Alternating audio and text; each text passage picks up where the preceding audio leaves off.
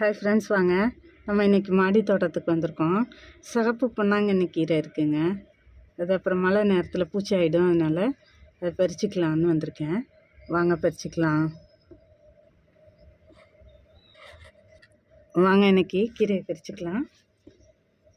ஒரு சிஸ்ஸர் வச்சு தாங்க கட் பண்ணுறேன்.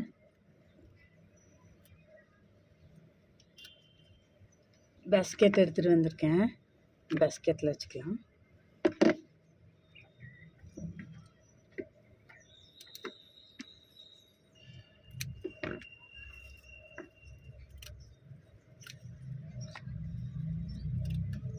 பொன்னாங்கண்ணி கீரை நல்லதுங்க உடம்புக்கு.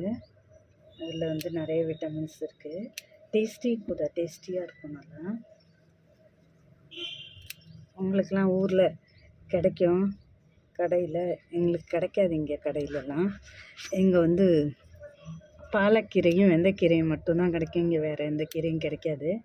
அதனால் நான் அந்த பொன்னாங்கண்ணி பசலைக்கீரைலாம் நான் வீட்டிலே போட்டிருக்கேன். இப்போ ஒரு வருஷமாக நாங்கள் பொன்னாங்கண்ணி கீரையும் பசலைக்கீரையும் எங்கள் வீட்டிலேருந்தே எடுத்து சாப்பிட ஆரம்பிச்சிருக்கோம். முன்னாடிலாம் ஊருக்கு போனால் மட்டும்தான் இந்த கீரைங்களுக்கும் கிடைக்கும். வாங்க கட் பண்ணி எடுத்துக்கலாம். நான் அடியோடு தான் கட் பண்ணுறேன் இந்த வாட்டி. அப்புறம் கீரையெல்லாம் பறிச்சுட்டு நம்ம முளைக்க வச்சுக்கலாம் அப்படின்னு.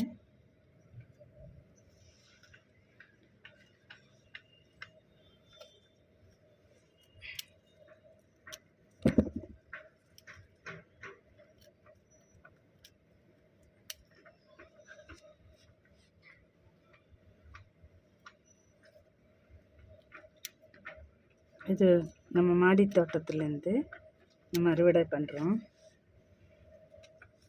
தரையிலனா இன்னும் நல்லா வருங்க. மண் தரை இருந்தால் மண் தரையில் வைங்க, நல்லா வரும், நிறைய கிடைக்கும் உங்களுக்கு.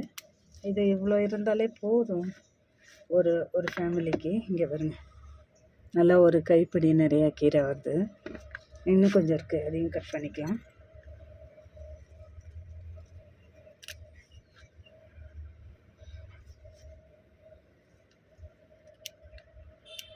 இதுவே 25 வருஷம் கழிச்சு நான் இப்போ தான் இங்கே இந்த மாதிரி வைக்க ஆரம்பித்து இந்த மாதிரி கீரையெல்லாம் எடுத்து சாப்பிட்றேன்.